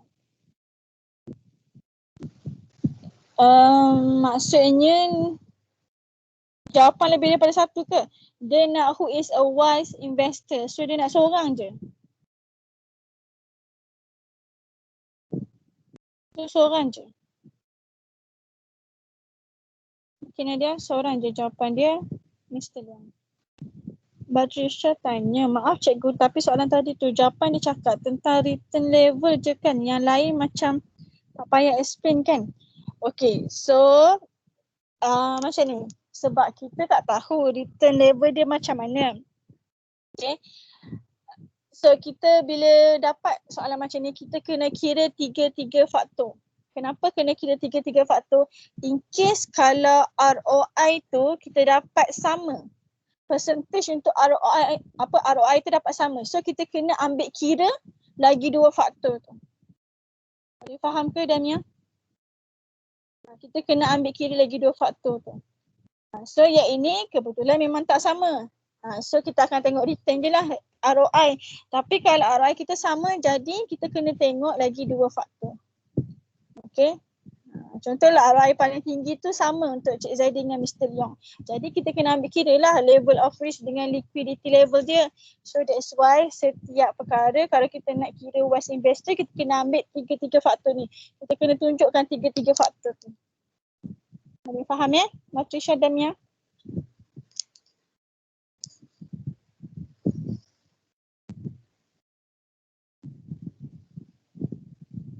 Okay, nak tengok liquidity dulu ke atau risk dulu?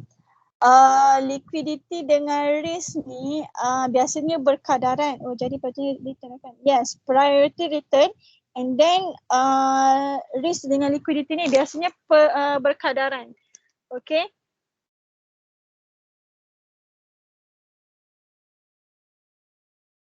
Boleh tengok mana-mana dulu. Okay, either risk ataupun liquidity.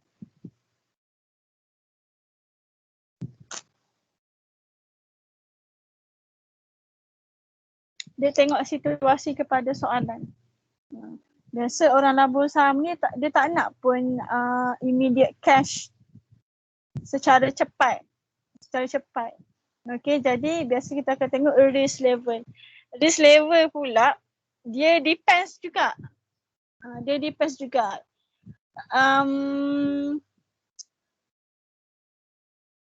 macam mana nak cakap ya, risk level. Contoh macam real estate kan, risk level dia kan moderate, kadang-kadang boleh jadi low. Macam gitu. Dan bagi saya kalau risk level dengan liquidity, saya akan tengok risk level dulu and then baru liquidity level. Okay. So kita doalah supaya dia punya ROI dia tak ada yang sama. Okay. Bila soalan macam ni, kita boleh bagi jawapan apa sahaja tapi justify untuk awak punya jawapan tu mestilah kukuh. Justify untuk awak punya jawapan tu mesti kukuh. Kenapa awak pilih dia? Kena bagi tahu reason kenapa. Everything comes with a reason. So, in conclusion, kita akan tengok ROI dulu and then risk dengan liquidity tu kalau ROI kita sama, so kita akan tengok either dua tu. Depends pada situasi soalan macam mana. Okay, tengok kepada situasi soalan. Bila ROI kita sama, mesti ada tambahan info pada soalan yang kita boleh pilih antara risk ataupun liquidity level. Okay. Alhamdulillah. Okay, kita masih ada 15 minit. Okay, so kita nak buat last kali mind test 3.1F. So awak tak ada homework. Tak ada homework, yang penting awak kena study untuk awak punya quiz 3.1. Okay, homework akan bagi untuk 3.2. Okay, the following are two investors who invested their gratuity. Alhamdulillah. So kita ada Mr. Rasamani dengan Encik Nik Izwan. So Mr. Rasamani received 600,000 as gratuity from his company. Okay, dia terima 600,000, Encik Nik Izwan pun 600,000. So apa yang dia buat, Mr. Rasamani ni dia beli double story shop. Kedai 2 tingkat dekat Bangi and then receive monthly rental 3,500. Okay. So dekat sini kita boleh tengok lah dia punya risk level dia macam mana, dia punya return, dia punya apa lagi yang ada, liquidity. So macam tadi juga. So yang pertama kita kira return. Okay, dekat sini dia hanya beli shop saja. So shop kategori apa? Real estate. Yes, invest real estate. Okay, so nak kira return dia, kita tengok kat sini return dia dalam bentuk rental. Okay, rental. So rental dia 3,500 times 12. Berapa? 42,000. Wow, banyaknya. 42,000. So kita boleh kira ROI. 42,000 bahagi dengan ada 600. Berapa? Darab dengan 100.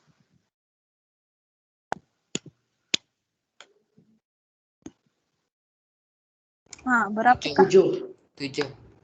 7%. Ah, Okay. Ni return. Lepas tu kita ada risk level. Okay, kita ada risk level.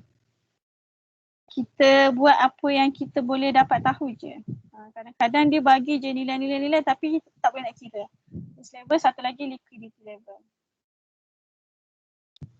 Okay, risk level sebab real estate, so risk level dia adalah moderate. moderate. Okay, yang ni liquidity level dia adalah Low. low. Susah nak cash out. Okay. Okay, next Encik Nik Izwan. Okay, Encik Nik Izwan sama juga amount dia dapat 600,000. And then dia save 15,000 in a fixed deposit account. So dia ada dekat sini saving dia ada fixed deposit. Lepas tu dia dapat rate 4%. Okay, ni dia punya return. He also bought shares unit worth. Lepas tu dia ada investment. Okay, investment dekat okay, share. Secara umumnya share. Okay. Lepas tu at the same time Encik ni Izwan bought shares in Cepat Maju Company. Dia beli lagi share, company share pula. Company share 100,000. Yang ni banyak ni. Yang ni 100,000. And then the balance of the gratuity is used to buy a medium cost apartment in Ampang and receive monthly rental. So dia beli lagi, dia invest lagi dekat real estate. Semua ada.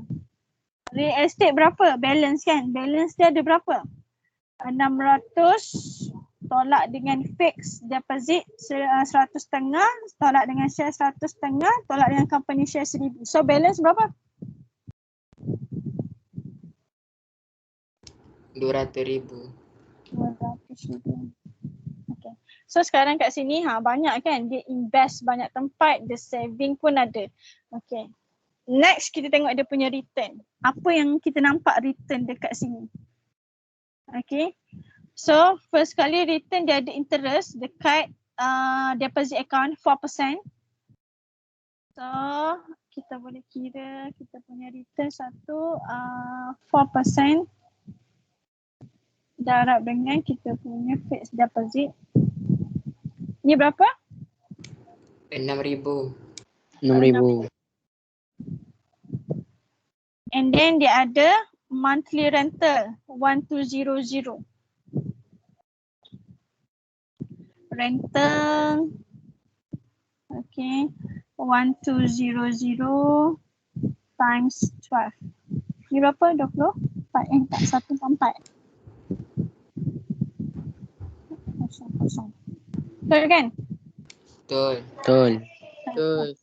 Sampai kat sini yang kita boleh kira return dia adalah interest untuk fixed deposit dengan real estate. Kita boleh kira return dia untuk interest fixed deposit dengan real estate. Return untuk bahagian ni tidak dinyatakan. Okay? Tidak dinyatakan. Soalan saya, adakah return share ni tinggi? Tinggi, rendah?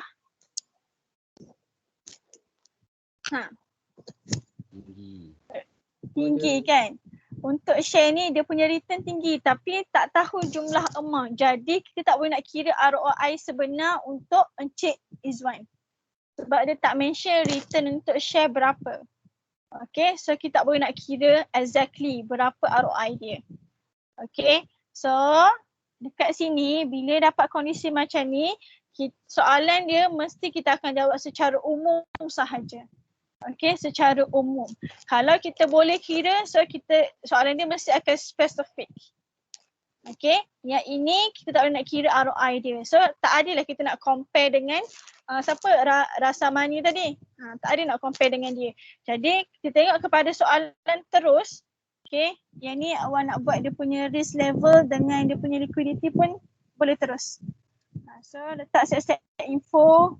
Sebab yang info lagi dua ni tak payah kira. Okay, risk level dengan liquidity ni tak payah kira. So yang ni automatic memang ada. Okay, yang ROI je kita kena tengok situasi.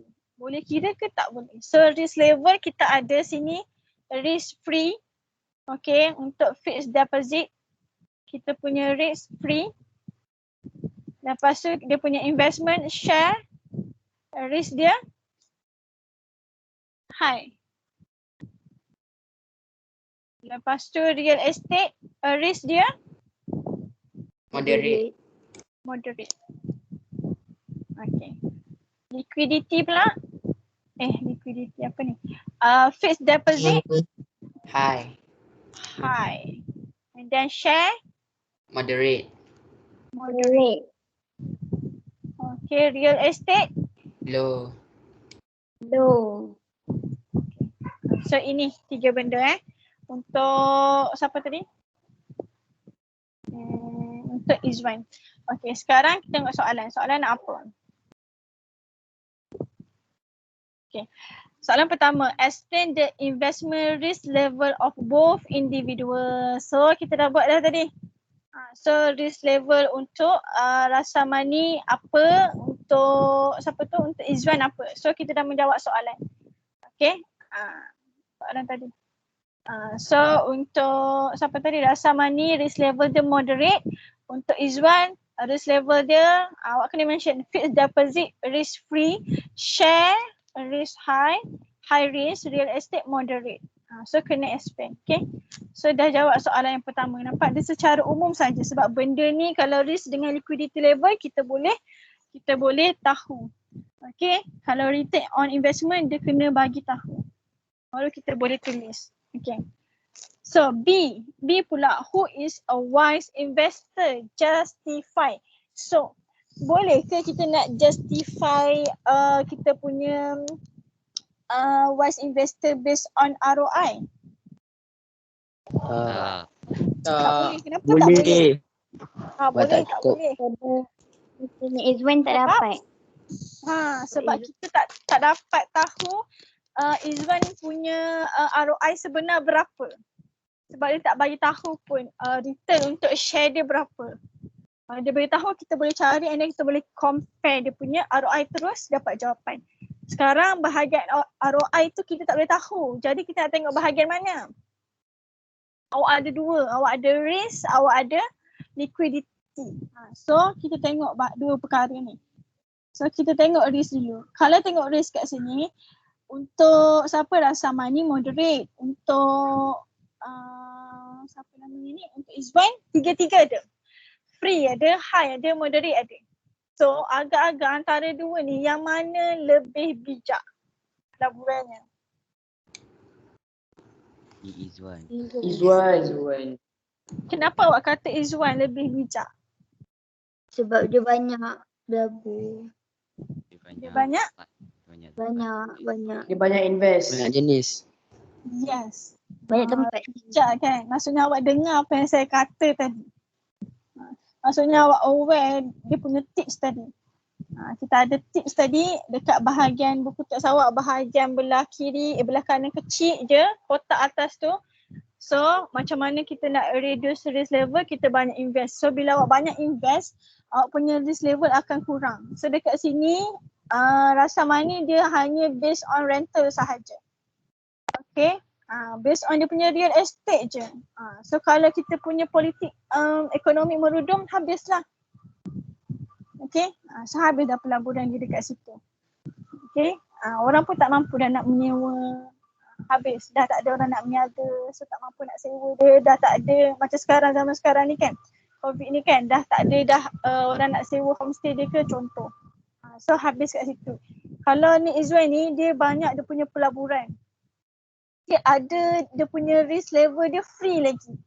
Jadi sangat secure kat situ. So pelabur yang lebih bijak adalah Izwan. Okay, Nick Izwan. So jawapan awak adalah Nick Izwan. Kenapa? Sebab dia ada more investment. Awak buat layak sikit ya. Because he has more investment. That reduce the risk. Buat macam gitu je. Itu je reason awak secara umum. Sebab awak tak boleh nak compare ROI, jadi kita tengok dia punya risk level. Okay, boleh gitu? Boleh. Ya, boleh. So, soalan last C, what factors need to be considered before investing in real estate? Real estate ada berapa tadi faktor? 3. 3. Location, okay. Ekonomi. Ekonomi. Quality. Economical and political situation. Ya, cukup itu je. Okay, senang ke susah? Senang. Senang kan? So kita tengok siapa bijak, siapa tak bijak, awak kena kira semua. Return, risk, liquidity. Okay, kalau boleh kira return, based on return cukup. Kalau tak boleh, kita tengok risk level. And then next liquidity. Okay. Saya dekat situ. Okay, sempat lagi seminit saya nak buat soalan last ni. Okay, in 2015, Mr. Wong bought a house at 540,000. he paid 10% down payment. So dia bayar wang pendahuluan 10%. And the balance is paid through a loan. Okay, so maksudnya dia buat loan lah dengan bank. So dia bayar every month berapa. Okay, after 20 years, Mr. Wong decided to sell the house at 900,000. The following are the expenses involved. Okay, so ni semua yang kena bayar. Okay, monthly installment amount paid ni maksudnya bayaran bulanan yang dia dah bayar. Amount paid yang dia dah bayar. Okay, selama 20 tahun tu, dia bayar bulan-bulan tu jumlah dia 666,000 yang dia dah bayar. Okay, selama 20 tahun setiap bulan tu. Okay, dia kena bayar stamp duty, agents commission, ada expenses. Soalan nak return on investment. Jadi macam biasa kita kena kira dulu berapa total return. Okay, tengok berapa dia jual. Dia jual dengan harga 900,000. Okay, kalau ikut tolak dengan dia punya invest tadi 540,000, kira dapat 360,000. Tapi tak boleh, kena tolak everything yang dia dah bayar. Okay, apa yang dia bayar adalah 666. Yang dalam kotak ni semua dia bayar 15,000. Dia bayar 8,000 untuk agent, commission agent. Dia bayar lagi 18,000 untuk other expenses. Okay, cukup ke yang saya tolak ni? Ada lagi tak yang kena tolak?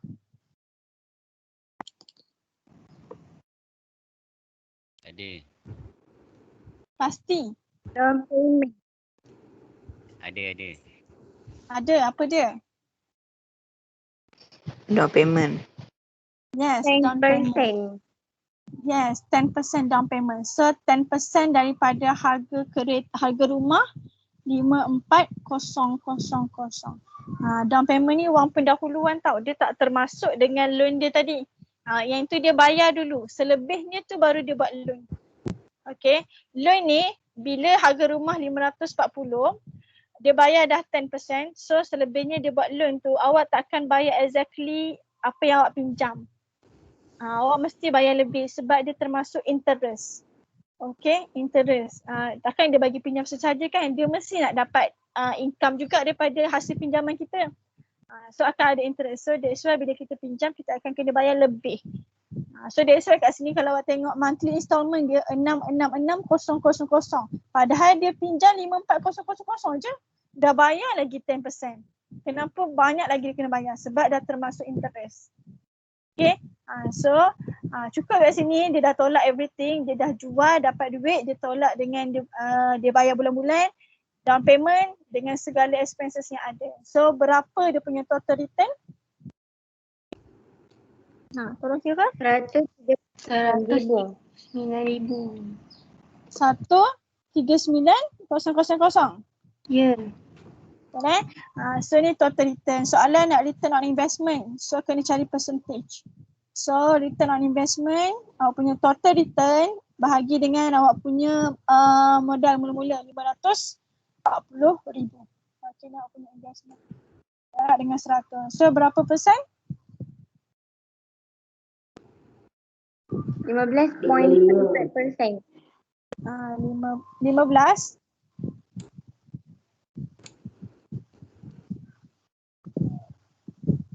Berapa percentage dah? 15? 25.74. 25.74. Okay. So ni jawapan. Okay. Senang ke susah? Senang. Kan awak nampak macam ROI ni susah. So awak identify dulu berapa banyak duit dia dapat, and then awak tolak dengan semua berapa banyak duit dia kena bayar. Dia keluarkan. So duit masuk tolak duit keluar. Kira habis-habis. Okay, yang ni duit masuk dia hanya ada duit jual rumah je. Tak ada rental, tak ada apa. So duit jual rumah tu je lah duit masuk dia. Okay. So begitu. Okay, kita habis 3.1. InsyaAllah hari Khamis sambung 3.2. InsyaAllah kalau boleh habis. Sama ada dengan saya ataupun dengan Cikgu Awi. Ada soalan nak tanya apa-apa sebelum kita habis? Tak ada. Tak ada. Tak ada. Faham Melaka kan?